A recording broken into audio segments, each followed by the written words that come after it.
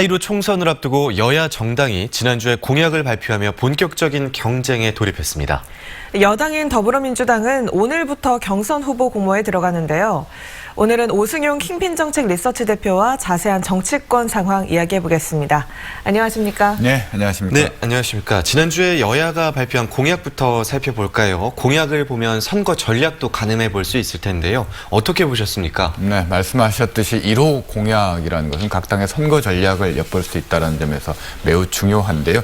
민주당은 민생을 키워드로 꺼내든 것 같습니다. 무료 와이파이를 전국에 설치하겠다는 공약을 1호 공약으로 내걸었습니다. 시내버스, 초중, 고등학교 그리고 터미널 등에 점차적으로 무료 와이파이를 설치하겠다는 건데요. 사회 취약계층의 정보 격차를 해소하겠다는 목표입니다. 그렇지만 공유주의 비극을 우려하는 목소리도 있습니다. 자유한국당의 경우 문재인 정부 심판을 내건 것 같습니다. 3년 사이 예산이 100조가 증가했다며 건전 재정 운영을 1호 공약으로 내걸었습니다. 그렇지만 지난 3년간의 재정 팽창에 공동 책임이 있는 정당이 유체이탈 화법 아닌가라는 비판의 목소리도 있습니다. 이 밖에 바른미래당은 20대와 40대를 50% 이상 공천하겠다는 공약을 내걸었고요. 특히 청년들은 선거 비용을 최대 1억까지 지원하겠다는 공약 등을 내걸고 있습니다. 네, 오늘부터는 더불어민주당 경선 후보 공모가 시작이 됐는데요. 주목할 만한 점 뭐가 있을까요? 우선 일정을 좀 살펴볼 필요가 있을 것 같은데요. 오늘부터 28일까지 민주당 총선 후보 공모 절차에 들어갑니다. 일단 30일부터 내달 2월 5일까지 서류 심사가 이루어지고요. 2월 7일부터 10일까지는 면접 심사가 이루어집니다. 현역 의원에 대한 평가, 즉 하위 20%가 어느 정도 반영될 것인가가 관건이고요. 그리고 전략공천 지역이 현재 15곳에서 더 늘어날지도 좀 주목해야 될 부분인 것 같습니다. 투기 지역, 투기 과열 지역 부동산 2주택 이상 소유자에 대한 매매 각서를, 서약서를 진구하고 있는데요.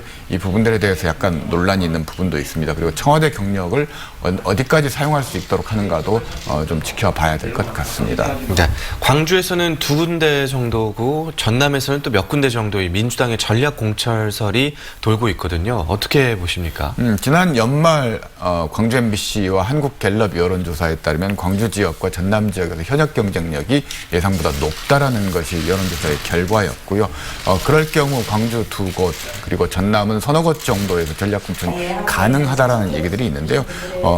근본적으로 민주당의 후보군들이 현역들에 비해서 인물 경쟁력이 다소 뒤처지고 있는 부분들이 있다라는 것을 여론조사 결과를 통해서 확인했던 것이고요.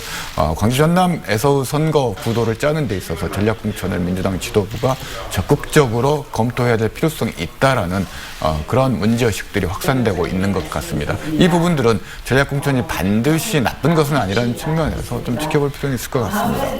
네, 또 어제 안철수 전 바른미래당 대표가 귀국을 했죠. 오늘 5.18 묘지를 참배한다고 하는데 이게 어떤 정치적 함의가 있는지 또 앞으로의 거취는 어떻게 예상하시는지요? 네, 우선 제3지대 중도 시용정당 창당하겠다. 본인은 총선에 불출마하겠다라고 밝혔는데요. 지난 바른미래당 창당에 대한 사과에 대한 의미가 있는 것 같습니다. 오늘 망월동묘역을 참배하는데요. 호남과 관련해서 어떤 메시지를 내놓는지도 주목해야 되는데 일단 기조는 사과가 기조가 될 것 같습니다. 네. 본인이 총선에서 어떤 역할을 할지, 주도적인 역할을 할지, 지원적인 역할을 할지 지켜봐야 될 것 같습니다. 네, 오승용 킹핀 정책 리서치 대표와 최근 정치권 상황 나눠봤습니다. 오늘 말씀 고맙습니다. 네, 고맙습니다. 감사합니다.